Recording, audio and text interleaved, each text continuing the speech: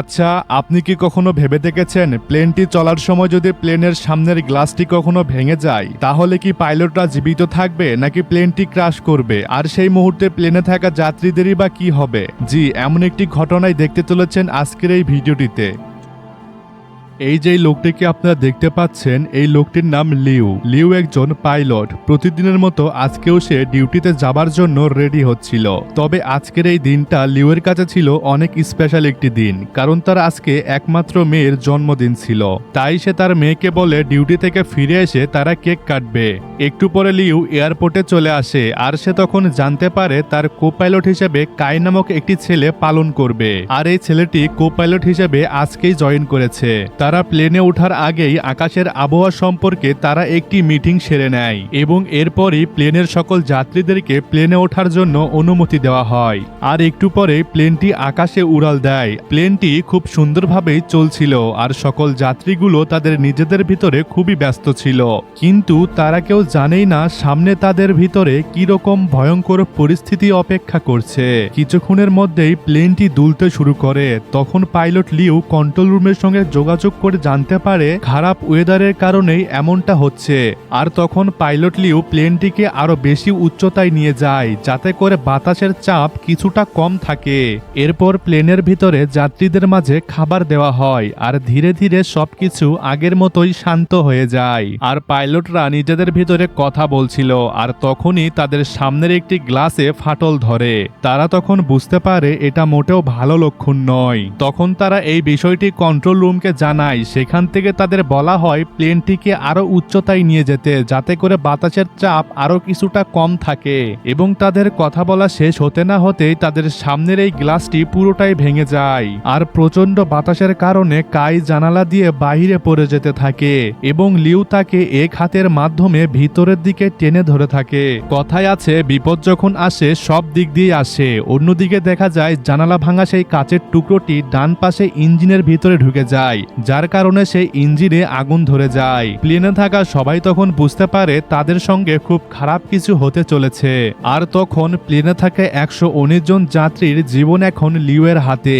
ককপিটের দরজা বন্ধ থাকার কারণে কেউ বুঝতে পারে না পাইলটদের সাথে কি ঘটছে। তাই তাদের সবাইকে সিট বেল্ট বেঁধে শান্ত হয়ে বসে থাকতে বলা হয়। অন্যদিকে প্লেনে থাকা তৃতীয় পাইলট ককপিটে পাইলটদের সঙ্গে কথা বলার চেষ্টা করলে সেখান থেকে কোনো আওয়াজই আসে না। তখন সে বুঝতে পারে নিশ্চয়ই ককপিটের ভিতরে পাইলটদের সঙ্গে গুরুতর কোনো ঘটনা ঘটেছে। এদিকে তখন কো পাইলট কাইয়ের বডি অর্ধেকটা বাহিরে চলে গেছে। লিউ প্রাণপণে তার বডিটা টেনে ধরে আছে যাতে করে কাই বাহিরে না পড়ে যায়। আর লিউ তখন চেষ্টা করে যাচ্ছিল কন্ট্রোল রুমের সঙ্গে কথা বলার। তখন দেখা যায় প্লেনটি বরফ ঢাকা পাহাড়ের উপর দিয়ে উড়ে যাচ্ছিল। তাই সামান্য কোনো 19-20 হলেই প্লেনটি পাহাড়ে গিয়ে ধাক্কা খাবে। আর ঠিক তখনই প্লেনটি ডান পাশে ঘুরে যায়, আর তখনই যাত্রীদের মাঝে পুরোপুরি আতঙ্ক ছড়িয়ে পড়ে। আর এদিকে লিউ তখন আপ্রাণ চেষ্টা করে যাচ্ছিল প্লেনটির কন্ট্রোল ফিরে পাওয়ার জন্য। লিউ তখন প্লেনটি দুই পাশে দুলাতে শুরু করে, যার ফলে ঝাঁকি খেয়ে কাই প্লেনটির ভিতরে চলে আসে। কাই তো বাহিরে থেকে ভিতরে আসতে পারে ঠিকই, কিন্তু বাতাসের কারণে ককপিটের সেই দরজাটি আতঙ্কাই খুলে যায়। আর প্রচন্ড বাতাসের কারণে ভিতরের সবকিছু এলোমেলো হয়ে যেতে শুরু করে। প্রচন্ড বাতাসের কারণে প্লেনে থাকা যাত্রীগুলো তখন নিঃশ্বাস পর্যন্ত নিতে পারছিল না এবং অনেক কষ্টে তখন তৃতীয় পাইলট ককপিটে আসতে পারে। সে তখন দেখতে পায় প্রচন্ড ঠান্ডায় লিউ কাঁপছে। তখন সে লিউকে অক্সিজেন মাস্ক পরিয়ে দেয় এবং কোনো মতো সে বোতাম টিপে প্লেনটি আরো নিচে নিয়ে আসে। অন্যদিকে তাদের কন্ট্রোল রুমের সঙ্গে যোগাযোগ বিচ্ছিন্ন হয়ে যায়, যার কারণে এয়ারপোর্টের সকল ফ্লাইট ক্যান্সেল করে এয়ারপোর্ট খালি করে দেওয়া হয় যাতে করে তারা ইমার্জেন্সি ল্যান্ডিং করতে পারে। সেই সাথে পুলিশ, ফায়ার সার্ভিস সহ অনেক বাহিনীকেই সেখানে রাখা হয় যাতে করে যে কোনো খারাপ সিচুয়েশনে মোকাবেলা করার জন্য সবকিছু প্রস্তুত করে রাখে। আসলে সবাই নিচে বসে যা কিছুই করুক না কেন, প্লেনে থাকা সকল মানুষের জীবন এখন কেবলমাত্র লিউয়ের হাতে। কন্ট্রোল রুম থেকে তখন দেখা যায় প্লেনটি বরফ ঢাকা পাহাড়ের উপর দিয়ে উড়ে যাচ্ছিল। তাদের উচিত আরো 3000 মিটার নিচ দিয়ে যাওয়া, নাইলে তারা পর্যাপ্ত পরিমাণের অক্সিজেন পাবে না। আর এটি ছিল লিউয়ের কাছে সুসাইড করার মতো, কারণ তখন একটি ইঞ্জিনই কাজ করছিল এবং সামনের গ্লাস ভেঙে যাওয়ার কারণে তারা বুঝতেও পারছে না সামনে কি রয়েছে। তাই প্লেন আরো নিচে নামাতে গেলে যে কোনো সময় বরফ ঢাকা পাহাড়ের সঙ্গে ধাক্কা লেগে যেতে পারে। এবং অন্যদিকে দেখা যায় প্লেনের এমন অবস্থার খবর পুরো দেশের ভিতরে ছড়িয়ে পড়ে, যার ফলে প্লেনে থাকা যাত্রীদের আত্মীয় স্বজন এয়ারপোর্টে এসে ভিড় করে ফেলে এবং প্লেনের ভিতরে থাকা যাত্রীরা আস্তে আস্তে তাদের ধৈর্যটি হারিয়ে ফেলতে থাকে। লিউ তখন ঝড়ের মধ্যে দিয়ে প্রাণপণে চেষ্টা করে প্লেনটিকে সামনে এগিয়ে নিয়ে যেতে থাকে। অন্যদিকে লিউয়ের ওয়াইফ লিউয়ের বিপদে পড়ার খবরটি জানতে পারে, কিন্তু সে বিচলিত না হয়ে তার মেয়েকে সান্ত্বনা দিতে থাকে। যাই হোক, লিউ তখন প্লেনের ভিতরে আস্তে আস্তে বেহুশ হয়ে যেতে থাকে। সে তার চোখের সামনে দেখতে পায় তার মেয়ের জন্মদিনের কেক কাটছে সবাইকে নিয়ে। আর ঠিক তখনই ওয়াং লিউকে জাগিয়ে দেয়। লিউ তখন এই কালো মেঘের ভিতর দিয়ে প্লেনটি নিয়ে যেতে থাকে। কন্ট্রোল রুম থেকে তখন সবাই দেখতে পায় প্লেনটি কালো মেঘের ভিতর দিয়ে প্রচন্ড গতিতে ছুটছে। কালো মেঘের কারণে প্লেনের ভিতরের পরিস্থিতি আরো খারাপ হয়ে যায়। প্লেনটি তখন প্রচন্ড একটি ঝাঁকুনি দেয় আর উপর থেকে সব লাগেজগুলো যাত্রীদের উপরে পড়তে থাকে। কিন্তু হঠাৎই প্লেনটি কন্ট্রোল রুমের মনিটর থেকে হারিয়ে যায়। কন্ট্রোল রুমের সবাই তখন বুঝতে পারে প্লেনটি হয়তো ক্র্যাশ করেছে, কিন্তু না, আশ্চর্যজনকভাবে যাত্রীরা তখনও জীবিত ছিল আর প্লেনটিও চলছিল। এবার লিউ তখন প্লেনের একটি লিভার টেনে দেয়, যার ফলে প্লেনটি আরো উঁচুতে যেতে থাকে।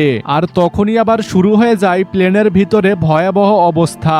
তখন লিউয়ের মাথায় একটাই চিন্তা, কিভাবে সকল যাত্রীকে সুস্থভাবে ল্যান্ড করা যায়। এবং একটু পর প্লেনটি কালো মেঘের ভিতর থেকে বের হয়ে আসে, সেই সাথে পরিস্থিতিও স্বাভাবিক হয়ে যায়। প্লেনে থাকা সকল যাত্রীরা মনে করছিল এভাবে তারা হয়তো আর বেশিক্ষণ জীবিত থাকতে পারবে না, কারণ প্লেনের ভিতরে অনেক যাত্রীরাই অসুস্থ হয়ে পড়েছিল। অনেক যাত্রীরা তো নিজেদের শেষ ভিডিও পর্যন্ত বানিয়ে যায় তাদের প্রিয় মানুষদের উদ্দেশ্যে রেখে যাওয়ার জন্য। এবং হঠাৎই প্লেনটি অনেক নিচে চলে আসে, যেখানে প্রচুর পরিমাণের অক্সিজেন ছিল।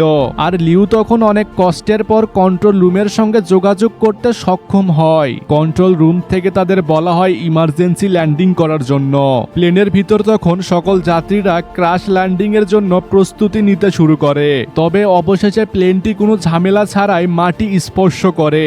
না, বিপদ এখনো কাটেনি, কারণ ওই এয়ারপোর্টের জায়গাটি ছিল অনেক ছোট আর প্লেনটি সজোরে অনেক স্পিডে সামনের দিকে এগিয়ে যেতে থাকে।